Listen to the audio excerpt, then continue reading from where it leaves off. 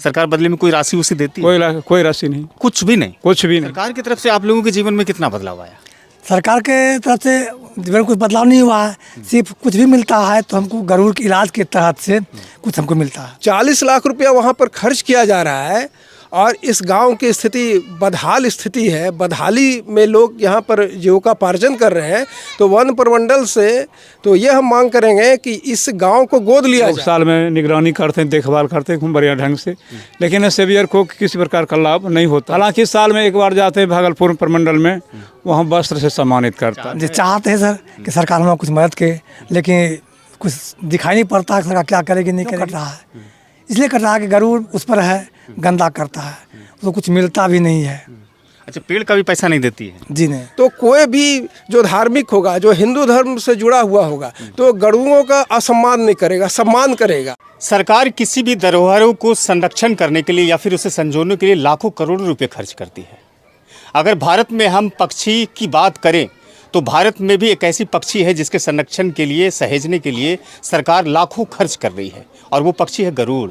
गरुड़ का इतिहास इतना पुराना है कि कहते हैं कि लगभग करोड़ों साल पहले मियोसीन काल में इसकी उत्पत्ति हुई थी और इसमें कई तरह की प्रजातियां पाई जाती है। पूरे विश्व में 3 स्थल ऐसे हैं जो कि गरुड़ के पुनर्वास के लिए या फिर प्रवास के लिए सबसे अनुकूल स्थल माना जाता है। उसमें सबसे पहले नाम आता है भारत के असम और बिहार का, उसके बाद तीसरा नाम आता है कंबोडिया का। अगर हम बिहार की बात करें तो बिहार के भागलपुर ज़िले की नौगच्छा पुलिस ज़िला और अनुमंडल है, और इसी नौगच्छा के क्षेत्र में 3 पंचायत ऐसे हैं गरुड़ों का। कहते हैं कि गरुड़ इस क्षेत्र में सबसे ज़्यादा प्रजनन के दृष्टिकोण से अपना प्रवास बनाती है, घोंसला बनाती है, जिसमें बच्चे तैयार करते हैं। अगस्त के महीने में तमाम गरुड़ यहाँ पर इकट्ठे होते हैं, जिसकी संख्या लगभग 600 से भी अधिक बताई जाती है, और 600 में से लगभग सभी गरुड़ जो है लगभग उसमें से घोंसला बना करके अंडा दे करके बच्चा पैदा करती है। अब इसको संरक्षण करने के लिए सरकार जो है वो एक साल में 40 लाख रुपए खर्च करती है, और कदवा के क्षेत्र में लगभग 40 की संख्या है जो कि गरुड़ सेवियर के तौर पर काम करते हैं, जिसमें डॉक्टर नगीना है, अशोक सिंह है, इसके जैसे और भी लोग हैं जो कि गरुड़ संरक्षण के लिए काम करते हैं।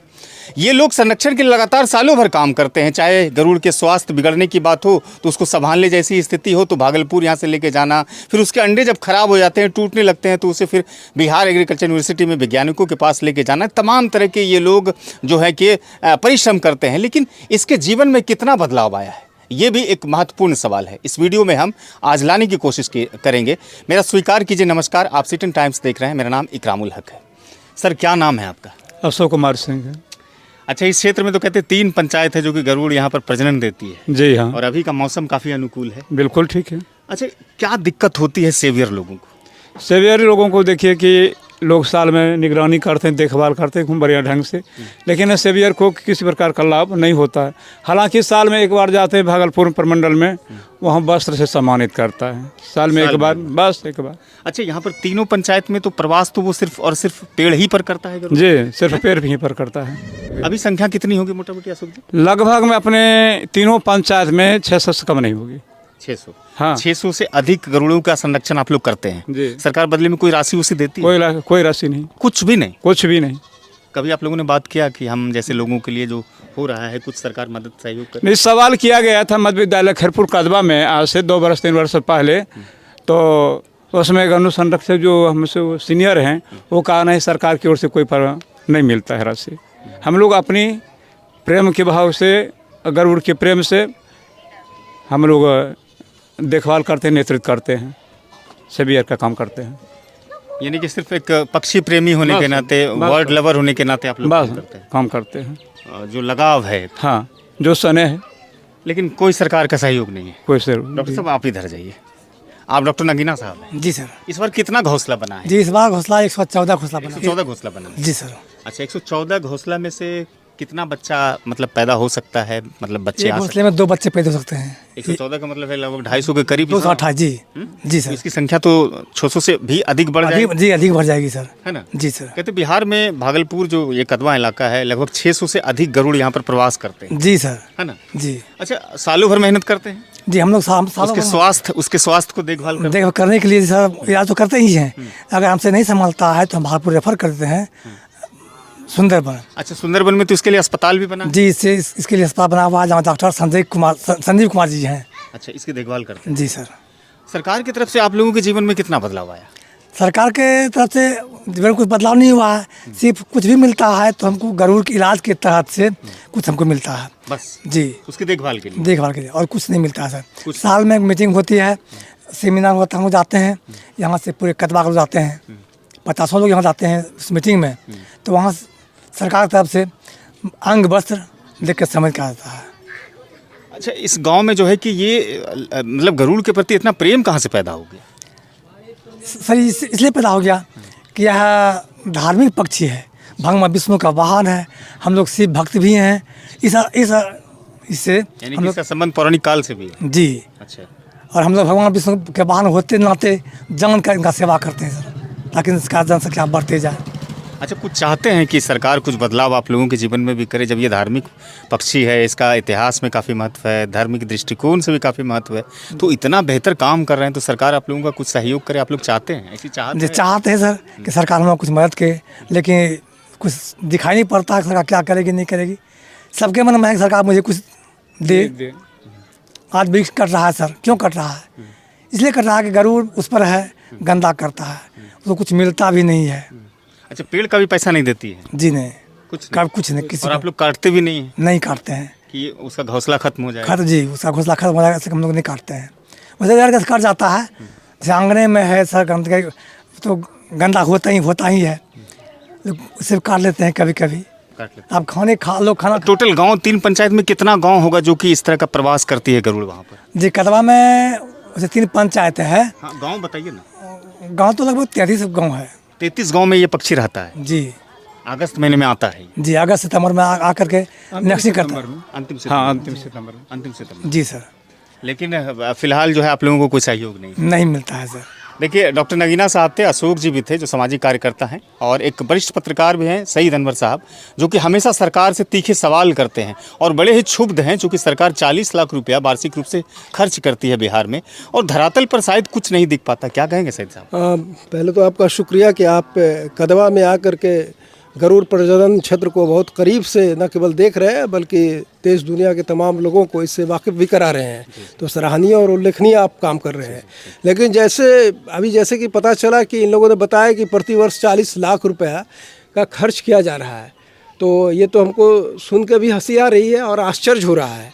और यहाँ पर जो कदवा गाँव है, जो कदवा पंचायत है और 3 पंचायतों में ये प्रवास कर रही है, प्रजनन का जो सिलसिला गरुड़ों का चलता है, तो यहाँ के लोग बेहद उपेक्षित हैं। वन प्रमंडल भागलपुर 40 लाख रुपया, और जैसा कि पता चला कि ये विश्व का प्रथम रिहैबिलिटेशन सेंटर भी है सुंदरवन में, दुनिया का इकलौता एकमात्र। 40 लाख रुपया वहाँ पर खर्च किया जा रहा है और इस गांव की स्थिति बदहाल स्थिति है। बदहाली में लोग यहाँ पर जीविकोपार्जन कर रहे हैं, तो वन प्रमंडल से तो ये हम मांग करेंगे कि इस गांव को गोद लिया जाए और यहाँ के बच्चों का भविष्य जो है सुनिश्चित किया जाए, अच्छी उसको तालीम मिले ताकि वो आगे बढ़ करके कुछ अच्छा करे। और 40 लाख रुपया जो खर्च हो रहा है तो उसको ब्यौरा भी देना चाहिए, ऑडिट भी होना चाहिए कि आखिर ये 40 लाख किस मद में, किस स्वास्थ्य मद में खर्च हो रहा है। ऐसा तो नहीं है कि 40 लाख रुपया का जो बजट रखा गया है प्रत्येक साल 40 लाख रुपया ही खर्च हो रहा होगा।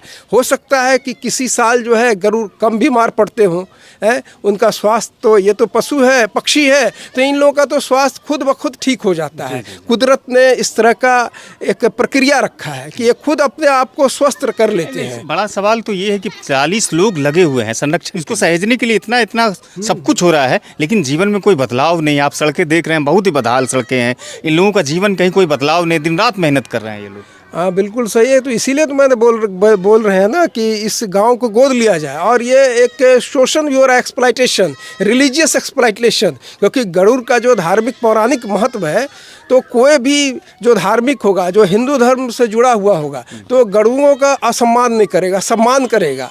इन्होंने बताया ना कि वो जो है ये मल भी कर देती है, गंदा भी कर देते हैं, लेकिन उसको लोग जो है बुरा नहीं मानते हैं।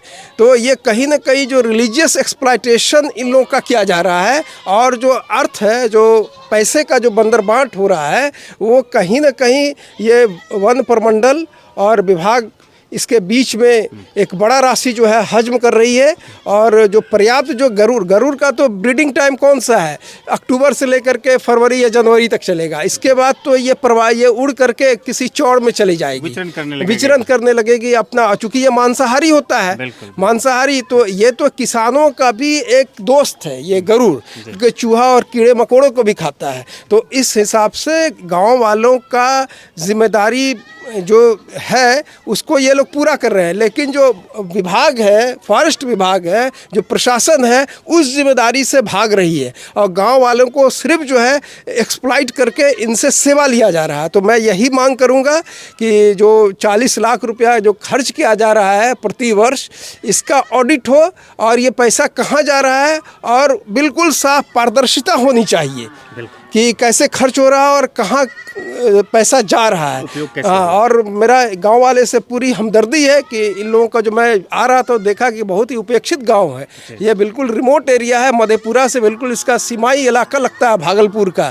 तो यहाँ भी शिक्षा की भी काफ़ी कमी है, हॉस्पिटल वगैरह। तो इन सब में ध्यान दिया जाए, सरकार को भी चाहिए, विभाग को भी। जी शुक्रिया, बातचीत के लिए शुक्रिया। धन्यवाद। थोड़ा सा तस्वीरें आपको दिखाएंगे। ये जो गांव है खैरपुर गांव जो है, जहां पर कि गरुड़ प्रवास करती है, आप देखिए ये पूरा इलाका जो है ये शायद हमको लगता है कि बाढ़ प्रभावित भी इलाका है। और यहाँ पर आप जो घर देखते हैं वो चदरे का घर है, कहीं के पर बांस का जो है टप्पर है, वो मतलब वो अस्थायी तरीके से प्रवास के लिए यहाँ पर लोग भी रहते हैं। तो कहीं ना कहीं विकास के दृष्टिकोण से भी ये गाँव पिछड़ा हुआ है।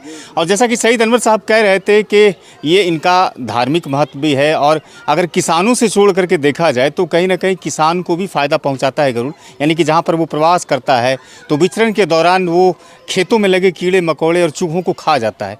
तो कहीं ना कहीं बहुत सारे महत्वों से ये पूरी तरह से भरा पूरा गरुड़ का संरक्षण का कार्य चल रहा है। लेकिन फिलहाल इसके संरक्षण से जुड़े लोगों का जीवन कहीं बदल नहीं पा रहा है। फिलहाल इस इलाके में जो गरुड़ को लेकर के जागरूकता है काबिल तारीफ है और प्रशंसा के योग्य। ये जानकारी आपके लिए कितना मुफीद है, फ़ायदेमंद है, लाभकारी है, अगर है तो आप अपने दोस्तों में हमारे वीडियोस को शेयर कीजिए, यूट्यूब चैनल को सब्सक्राइब कीजिए, फेसबुक पर पेज है सिटीजन टाइम्स के, उसको फॉलो लाइक ज़रूर कीजिए। और मैं बार बार आप लोगों से आग्रह करता हूं कि आप फेक खबरें देखना बंद कीजिए। यूट्यूब पर जो भी खबरें आप देखते हैं वो ज़्यादातर खबरें आपके जेहन में कहीं ना कहीं झूठी और मकड़जाल खबरें पैदा कर रही है, जिससे आप सही चीज़ों को आकलन नहीं कर पा रहे हैं। आपको अच्छी खबरें जाननी हो, देखनी हो, समझनी हो तो आपको सिटीजन टाइम्स फॉलो करना चाहिए। फिलहाल मैं आपसे आज्ञा चाहूँगा, मिलते हैं ऐसे दूसरे वीडियो में। आप सब्सक्राइब करना मत भूलिए। धन्यवाद।